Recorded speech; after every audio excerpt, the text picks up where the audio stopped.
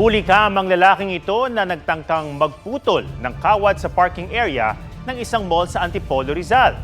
Pero biglang kumislap ang nakalaylay na kawad habang pinuputol niya ito gamit ang plais. Sa gulat ng lalaki, nabitawan niya ang plais at umalis. Hindi pa nakikilalang lalaki at hindi pa malinaw kung anong pakay niya sa kawad. Kung kailan araw ng mga puso, basag ulo ang nanaig sa isang motor show sa Misamis Oriental. Ang sinasabing ugat ng gulo, isang lalaking lasing umano at naghahanap ng away. Panoorin ng hulikam na kuyog sa report ni Darlene Kai.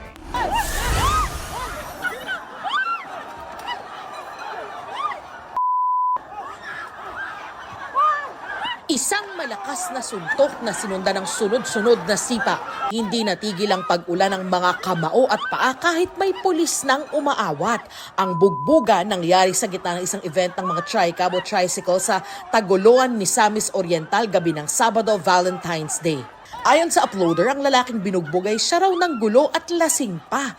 Nagsimula raw ang gulo nang pumasok siya sa Tagoloan Dome at tila naghahanap pa ng away. Nang wala raw pumansin sa kanya, doon na siya ng gulo.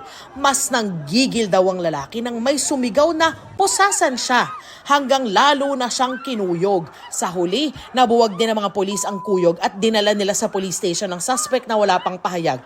Patuloy ang investigasyon. Itinigil ang event dahil sa kaguluhan. Darlene Kai, nagbabalita para sa GMA Integrated News. Iniimbestigahan ngayon kung sino ang lalaking chinap-chop at isinilid sa drum na nadiskubre sa Maynila. Binabad pa siya sa kimchi sauce para hindi raw maamoy. Babala po, sensitibo ang report na ito ni Danuting Kugo. Kumpleto pa ang katawan ng chinap-chop na lalaki na natagpuan sa San Nicolas, Maynila nang i-reconstruct ito ng scene of the crime operatives. May saksak ito sa leeg, may lubid sa putol na mga braso, may bakas din ang pagkakatali sa mga paa, at tila nasa 6 na oras pa lang napatay nang matagpuan kagabi. Sa estimate ng ating forensic unit, nasa 35 to 40 years old ito. Wala tayong nakitang mga identification, wala rin tayong nakitang mga body marking o kaya mga tattoo. Ang chop-chop na lalaki natagpuang nakaplastic at nakasilid sa plastic drum. Ang drum ay binenta ng isang lalaking sakay ng utility van sa isang mangangalakal. Ikinarga naman niya ang drum sa kariton at itinulak pababa ng Delpan Bridge. Yung isang kalakal boys po na pinagtapunan nung isang mama na binayaran siya ng 300, kinuha niya po kasi akala po niya kalakal yun. Pagbukas niya, nagulat siya. Patay pala.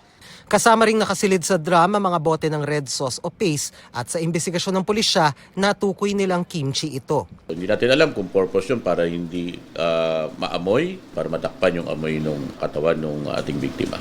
Bumuo na ng Special Investigating Team ang Manila Police District. Marami na rin silang nakalap na salaysay ng mga saksi pero hindi muna idinetalye. Aalamin kung sino ang biktima, sino ang pumatay, saan siya pinaslang at bakit kailangan pang i-chop-chop. Hawak na rin ng pulisya ang drum. Titingnan din kung makatutulong sa investigasyon ang marking sa drum kung saan nakasaad ang manufacturer, origin na Indonesia, manufacturing date at expiry date. Tinetrace na rin ang nangyari sa drum pati sa sasakyang nagdala sa drum bago at pagkatapos itong makita sa lugar. Danating Kongko, nagbabalita para sa GMA Integrated News. Inireklamo ni beauty queen actress Michelle D ang internet personality na si Sian Gaza at 4 na iba pa na social media pages. Inihain ni D ang reklamong cyber libel sa NBI Cybercrime Division kanina. Ang asunto ay bunsod ng umano'y pagpapakalat ng mga maling impormasyon at fake news laban sa kanya, kabilang ang alegasyong nag-ibang bansa siya para tumakas. Pati raw ni D na isa siyang public figure pero ibang usapan na raw kung mali at nakakapanirang impormasyon ang kumakalat. Sa kanyang social media post, sinabi ni Sian Gaza na damage control umano ang paghahabla sa kanya ni D ng libel para daw malihis sa kanyang issue at mailayo sa akusasyon sa kanya ng isang driver ng umano'y pambubugbog at pagkulong. Dati nang itinanggi ni D ang paratang ng driver. Handa raw ang palasyo na makipagtulungan sa Interpol bilang pagtupad sa ating obligasyon matapos isiwalat ng ICC prosecutors ang listahan ng anilang mga co-perpetrators sa Duterte drug war, kabilang sina Senator Bongo at Bato de la Rosa. Nangangahulugan kayang may ilalabas ng arrest warrant laban sa kanila? narito ang report ni Ivan Mayrina. Yun po ang nangyari before at yan din po ang mangyayari ngayon. Makikipagtulungan tayo sa Interpol but not with the ICC in the same way that we've cooperated with the Interpol. Pagtupad sa obligasyon sa Interpol at hindi pagsuko ng ating soberanya. Ito ang katwiran ng Malacanang nang matanong kung muli bang makikipagtulungan ang Pilipinas matapos tukuyin ng ICC prosecutors sina Senador Bongo at Bato de la Rosa bilang co-perpetrator umano sa war on drugs si dating Pangulong Rodrigo Duterte. Hindi po kinakailangan magtago kung alam po nila na sila'y walang kasalanan, humarap sila at maging matapang sa mga maaaring proseso. Si Goma rin itinanggi alegasyon. Walaan niyang kaugnayan ng mga bintang sa kanyang mga naging papel at responsibilidad bilang Special Assistant to the President at Executive Assistant Alcalde noon ng Davao City. Administrative at clerical lang daw at hindi konektado sa police o operational matters ang kanyang mga responsibilidad noon. Wala rin daw inutos sa illegal sa kanya si dating Pangulong Duterte. At hindi rin naman daw siya susunod sa anumang illegal na utos mula kanino man. Nakita pang dumalo si Go sa huling sesyon ng Senado nitong Miyerkules at naglabas din siya ng litrato habang namimigay na ayuda sa mga nasunugan sa Davao City noong Biyernes. Si Senador de la Rosa mula Nobyembre pa hindi pumapasok sa Senado pero paminsan-minsan ay nagpo-post sa social media. Wala pa siyang tugon sa pagpapangalan sa kanya ng ICC prosecutors. Nabanggit niya noong handa siyang humarap sa anumang kaso pero sa hukuman lang sa Pilipinas.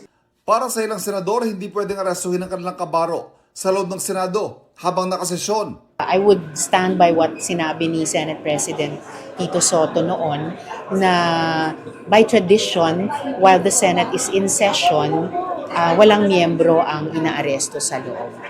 Pero kung nasa labas ng Senado, pwede kayang gawin ang sinapit doon ni dating Pangulong Duterte. I believe in the previous arrest, nagkaroon kasi ng sense na na-exhaust yung remedies dito. Similar principles should apply.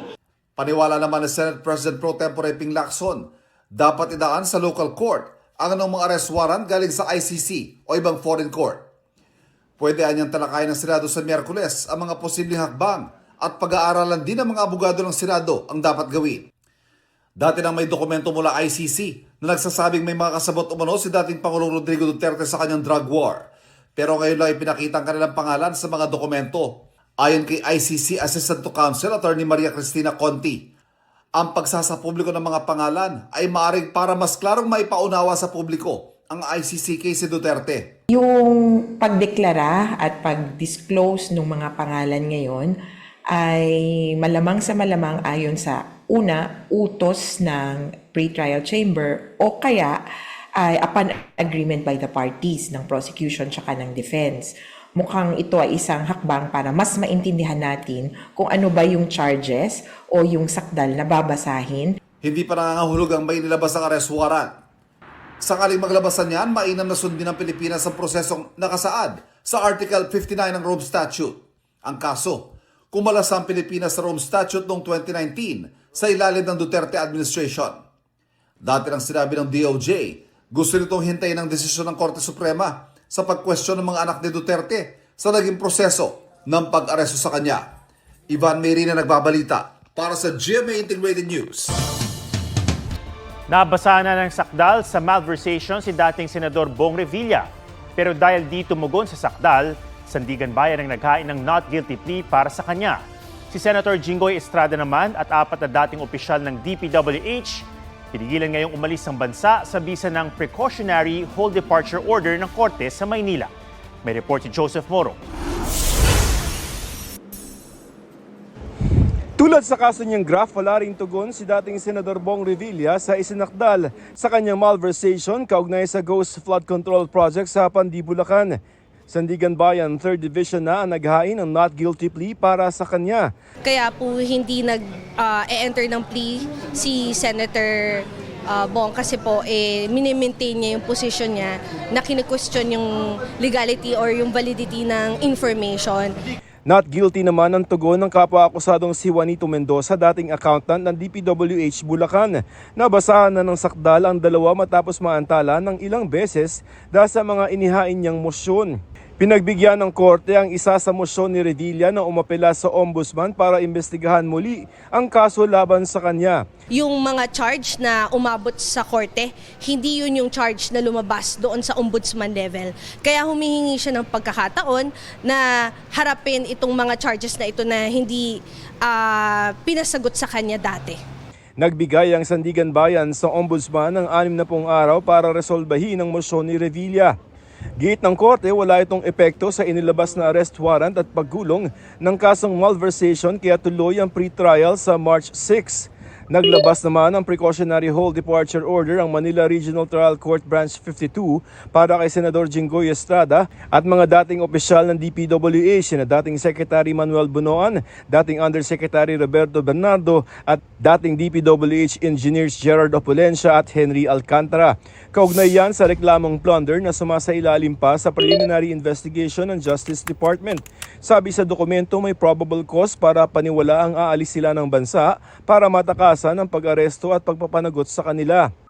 Please note that this does not mean that the pending cases for plunder before the DOJ have already been resolved. Ibig po sabihin yan na bago pa po ma-file formally yung kaso in court, nag-issue na yung judge anticipating that the respondents in these plunder cases pending before the DOJ may evade arrest. Sinusubukang kunin ang panig ni Estrada, Bernardo, Opulencia at Alcantara.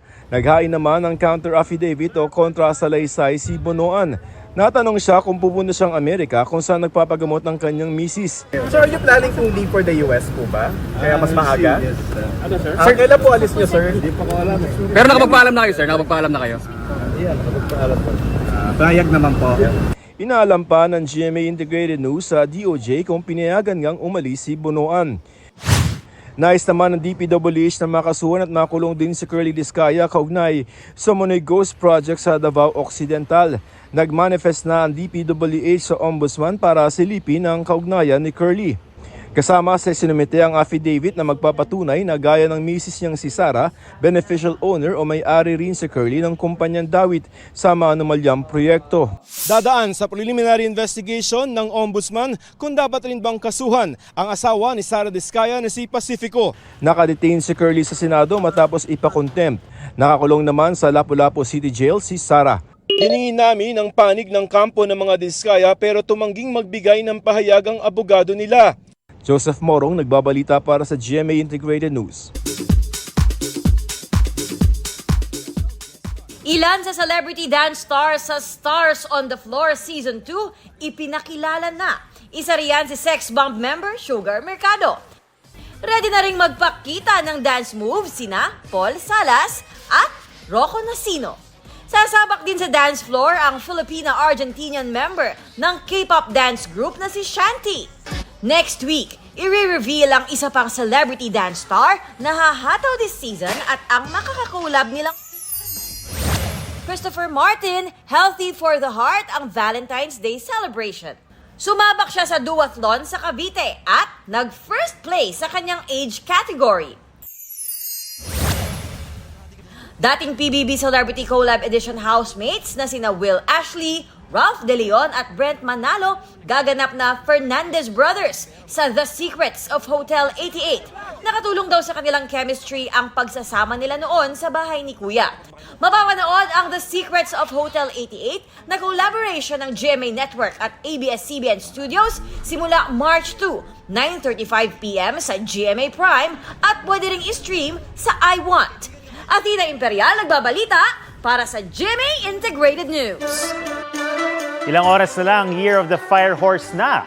Nagtatawag na ng swerte ang ilan nating kababayan. Sa Binondo, mga lucky charms sa tikoy ang hanap ng marami. Narito ang report. Sisipa na ang Year of the Fire Horse.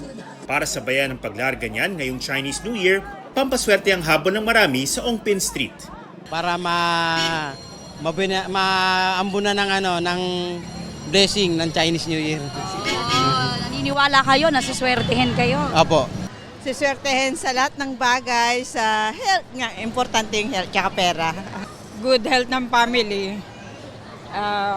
Tsaka sana makapunta na ako ng US. Eto, blueberry, papaswerte. mga ganyan. Mga bilog-bilog na prutas. prutas. Para ma-experience din yung Chinese New Year. So obviously part of that is yung tikoy. Pero pansin ng ilang nagtitinda, tila di pa sumisipa ang benta ngayong bisperas. Ngayon po matumal. Baka bukas po swerte na po kami. Mabili na po kami bukas.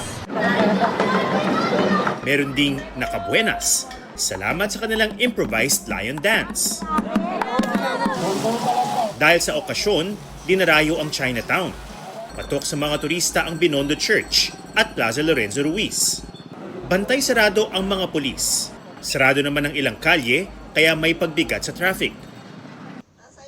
Ready to kickstart the year na rin ang isang Chinese temple sa Cebu City na tadtad ng makukulay na lanterns. Dahil Year of the Fire Horse, kabayo ang kanilang center of attraction. May mga naka-Chinese traditional attire. Hindi rin nawala ang Lucky Charms at Wishing Tree. Isang lingong selebrasyon naman ang inihanda ng Iloilo City. Puno ng lantern ang paligid ng downtown area. Ramdam na ang selebrasyon sa pagsisimula ng kanilang lion at dragon dance. Sa Biyernes, February 20, ang Grand Cultural Show sa Iloilo Freedom Grandstand. Mabenta rin ang mga tikoy, fortune cookies at iba pa sa shopping area ng Bacolod City para sa pagdiriwang nila ng Chinese New Year na tinatawag na Bacalaudiat. Chinese delicacy din tulad ng hopya, tikoy ang dinarayo sa Davao City.